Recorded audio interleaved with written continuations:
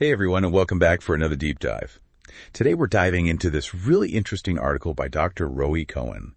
He's looking at how some ideas from Jewish thought can help us deal with information overload. It's amazing how relevant those ancient ideas are, right? Totally. Like Cohen uses this metaphor of judges at the gates of the mind, which I think really captures the challenge we face these days. Yeah, that's a powerful image.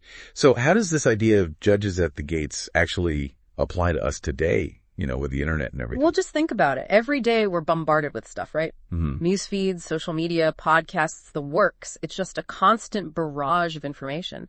And this metaphor that Cohen uses, it comes from Jewish scripture. It reminds us that we have to be picky about what we let into our mind, almost like our minds are a city, right? So we can't just passively take in everything, right? We have to actively choose. Exactly. We have to be those judges at the gate and decide what's worth our time and attention.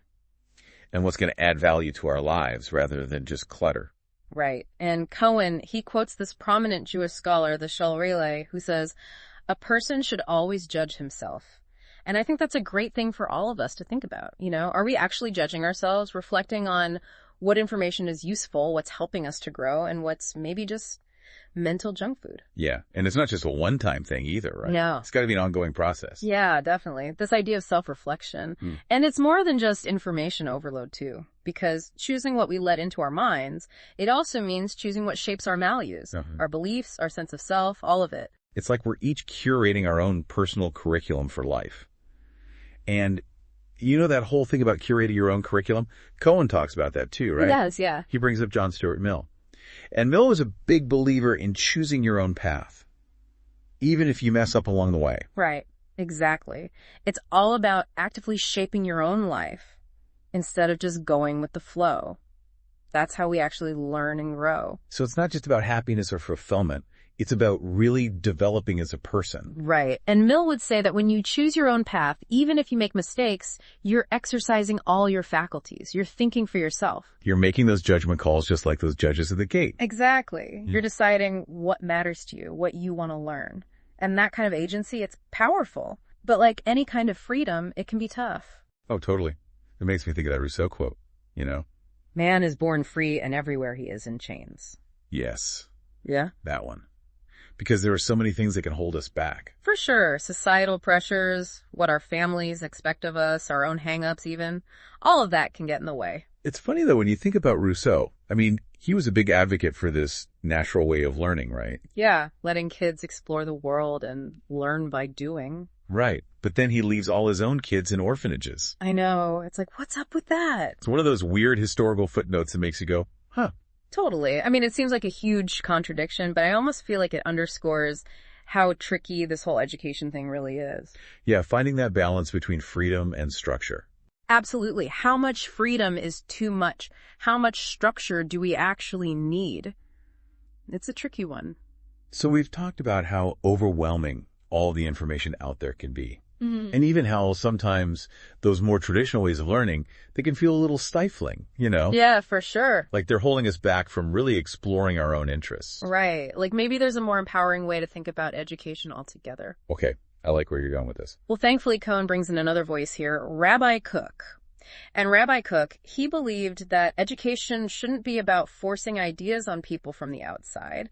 It should be about waking something up, something that's already inside each student. Oh, I like that. So it's less about imposing and more about discovering. Exactly. He uses this really beautiful metaphor of unveiling.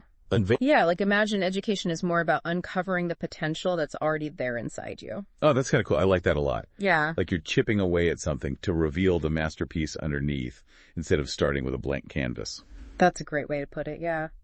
And it's interesting because this actually ties back to what we were saying about information overload, too. Oh, how so? Well, Rabbi Kook, he was really wary of education systems that prioritize those external rewards, The grades, the achievements, the degrees, all that stuff. Exactly. Because those things, they come from the outside, right? He thought true fulfillment comes from nurturing that spark, that inner light he talks about that everyone has. It's like we're not just supposed to be judges of the information we let in. We're also supposed to be cultivating our own internal compass, right?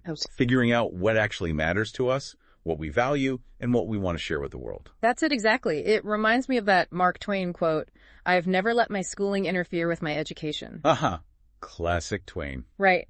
But he's on to something there, even if he is being a bit cheeky. Learning doesn't have to stop when you leave school. For sure. It's about nurturing that curiosity, that desire to keep exploring and keep questioning. Exactly. And to really make those discoveries, you have to be willing to engage with lots of different ideas, even ones that challenge your perspective. Just like we're doing right now with all these different thinkers. Exactly. So if we had to distill everything we talked about today, I think the big takeaway would be that real learning, it takes work. Yeah, it's not passive. It's not just letting things wash over you. Right. You have to curate what you let in, but you also have to stay open to new possibilities. And in the process, you discover more about the world. And yourself. Exactly. There's this great Rabbi Kook quote about that. Let me see if I can find it.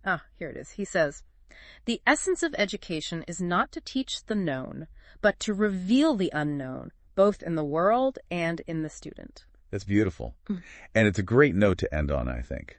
As you go about your day, think about that unknown inside you, that unique potential just waiting to be discovered. What will you choose to let into your life to help you find it? That's something for all of us to think about. It sure is. Thanks for joining us for another deep dive.